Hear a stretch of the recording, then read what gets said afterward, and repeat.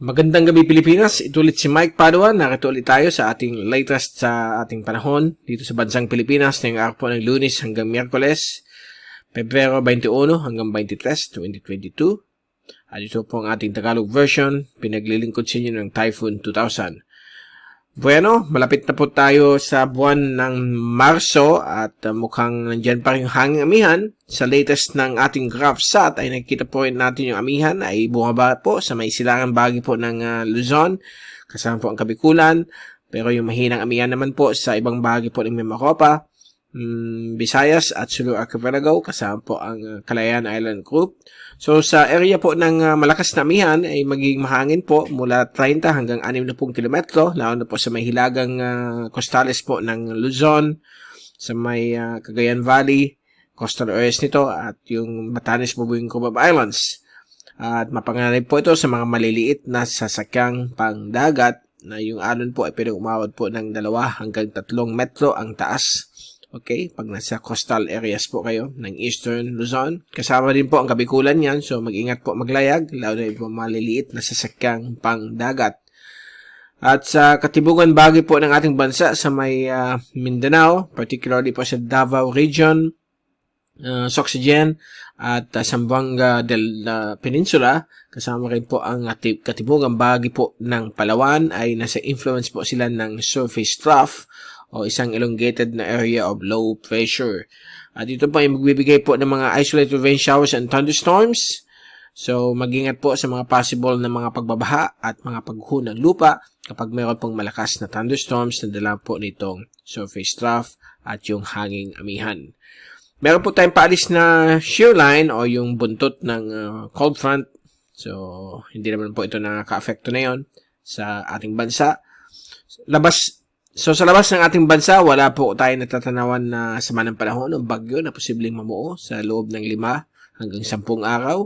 Majority po yan, mga computer models, kahit may mga ilan dyan, isa na nagpapakita baka may bagyo. So, wala pa rin pinapakita yung majority ng mga computer models. So, magsubaybay lamang po sa ating mga updates sa mga nakating na araw. Ito naman po yung fast animation. So, nakikita po natin ang mga kaulapan. Dulot po ng yung tinatawag nating surface trough dito sa Mindanao at yung hanging amihan dito po sa Luzon. At yung mahinang amihan naman po sa ibang bahagi po ng Kabisayaan at Mimaropa. Ang nakikita po ninyo yung paggalaw mula sa southeast, ito po yung mid-level clouds, but yung low-level clouds ay mula sa hilagang silangan. At ito po yung zoom-in satellite animation, infrared po ito mula sa UMETSAT ng windy.com. At nakikita po ninyo mga kalat-kalat po ng mga rain clouds na may kasamang mga maliliit na thunderstorms sa silangan bahagi po ng Luzon, Bicol Region, Visayas at Mindanao. At kung titignan naman natin ngayon ang pinaka-latest wind forecast, sunod na 3 araw hanggang Huwebes, bukas po ng hapon, inaasahan po mag-shift po ang hangin mula sa silangan at makaka-affecto din ito sa may Batanes, Bubuing, Cubab Islands at yung silangan bahagi po ng Luzon, kasama po ang silangan bahagi po ng Bicol Region at Eastern Visayas. Pagdating po ng Miyerkules ng hapon, ay inaasahan pong hina na po yung hangin silanganin, but apektado pa rin ang coastal areas po ng Kabikulan, Eastern Visayas at Eastern Mindanao. Samantala dito po sa may hilagang bahagi po ng Luzon, sa may dulo nito, sa may Batanes, Bubuing, Cubab Islands, mayroon na panibagong frontal system na posibleng mabuo at may panibagong surge din ng amihan. Galing po sa silangang bahagi po ng China, pababa sa Taiwan at extreme northern Luzon. At pagdating ng Huwebes ng hapon, itong bagong surge ng amihan ay makaka-affecto po sa dulong hilagang Luzon. Again, yung hangin dyan ay mula sa 30 hanggang 60 kilometro bawat oras. Ang inaasahan pong bugso ng hangin dyan. At again, mapanganib po ito sa mga maliliit na sasakyan dagat simula late Wednesday hanggang whole day Thursday. At dito na po sa may Kabikulan, Visayas at Eastern Mindanao, possible po easterlies o yung mahinang amihan o northeasterly surface wind flow. At ito naman po ang ating rain forecast mula sa European model, courtesy of windy.com. Bukas po ng hapon, Martes, inaasahan po mga isolated thunderstorms sa kanluran bahagi po ng Luzon.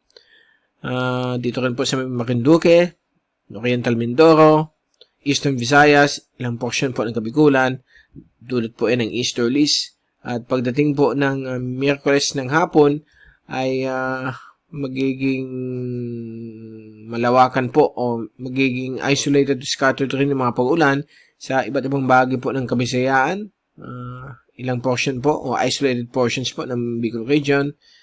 At pagdating po ng Huwebes ay kita po natin dito na muling magkakaroon po ng mga localized thunderstorms sa may bahagi po ng Mindanao at Eastern Visayas kasama po ang Kabikulan. Dulot po ng pag-shift naman po mula sa hilagang silangan o mahinang amihan from easterlies sa darating pong Huwebes. At dito po sa may Cagayan Valley, may mga posible po mga ulan at paglakas ng hangin, dulot po ng paglakas ulit ng amihan.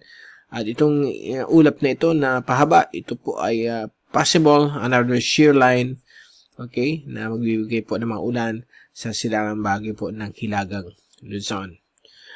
And kung titingnan natin yung rainfall accumulation forecast hanggang sa Huwebes, ayan po, kitang-kita po natin kung saan nakafocus po yung ulan. Dito po sa may Cagayan Valley, Eastern Luzon, Eastern sections po ng Kabikulan, at Eastern Visayas. Kasama rin po Oriental Mindoro, Romblon, at ilang portions po ng Hilagang Panay at Hilagang Negros. Okay, so far, yan po ang magiging rainfall forecast sa susunod na 3 araw. So, magdala lang po kayo ng payong kapag nandun po kayo sa area na may inaasahan pong mga pag-ulan. Dahil po sa panahon na ito nasa La Nina climatic conditions pa po tayo. So, yung La Nina conditions ay persist pa rin hanggang sa buwan ng Abril o Mayo. So, always have a backup umbrella. Okay? O always magdala ng umbrella sa paglabas niyo ng bahay. Dahil po, nandyan pa rin po mga ulan. Lalo na po kapag naninirahan po kayo sa silangang bahagi po ng Luzon, sa Bicol, Visayas, Oriental Mindoro, at silangang bahagi po ng Mindanao, lalo na po sa Caraga at Davao region. Okay, so for yan po ating latest na yung gabi ng Lunes at babalik ulit tayo sa Miyerkules upang bigay sa inyo yung pinaka-latest sa ating panahon. Mula sa Typhoon 2000, ito ulit si Mike Padong magpapaalam. Mag-ingat po tayong lahat. Be #weatherwiser at maraming salamat po sa pagpanood nyo sa aking channel.